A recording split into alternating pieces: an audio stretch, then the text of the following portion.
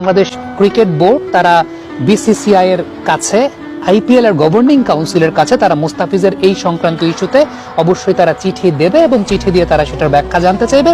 আরেকটা খুব গুরুত্বপূর্ণ বিষয় সেটা হচ্ছে যে আসন্ন টি-20 বিশ্বকাপে বাংলাদেশের খেলোয়াড়, বাংলাদেশের কোচিং স্টাফ এবং সাংবাদিকদের নিরাপত্তা ইস্যুতে তারা আইসিসির কাছে চিঠি দেবে যে বাংলাদেশ ঠিক এই মুহূর্তে কিন্তু ওই জায়গাটা নিরাপত্তা শঙ্কায় ভুগছে এবং সেই জায়গাটা থেকে আইসিসি পরবর্তী সময় তারা কি পদক্ষেপ নেবে। একদম ফর্মাল প্রসিডিউর আসলে এটাই হওয়া উচিত এবং এটাই বাংলাদেশ ক্রিকেট বোর্ড তেমনটা নিশ্চিত করেছে বিভিন্ন সোর্স মারফত। এই ভিডিওটা যতক্ষণ পর্যন্ত করছে ততক্ষণে সেই বিষয়টা জানতে পেরেছি যে বাংলাদেশ ক্রিকেট বোর্ড আইসিসির কাছে চিঠি দেবে যে আসন্ন টি-20 বিশ্বকাপে তারা নিরাপত্তার শঙ্কা বোধ করছে। শুধুমাত্র তো ক্রিকেটার না, কোচিং স্টাফ আছে, দর্শকরাও আছে এবং সেই সঙ্গে যারা সাংবাদিকরা যারা খেলা কাভার করতে যাবেন তারাও আছেন। এই জায়গাটাতে একটা নিরাপত্তা শঙ্কার জায়গা কাজ করছে।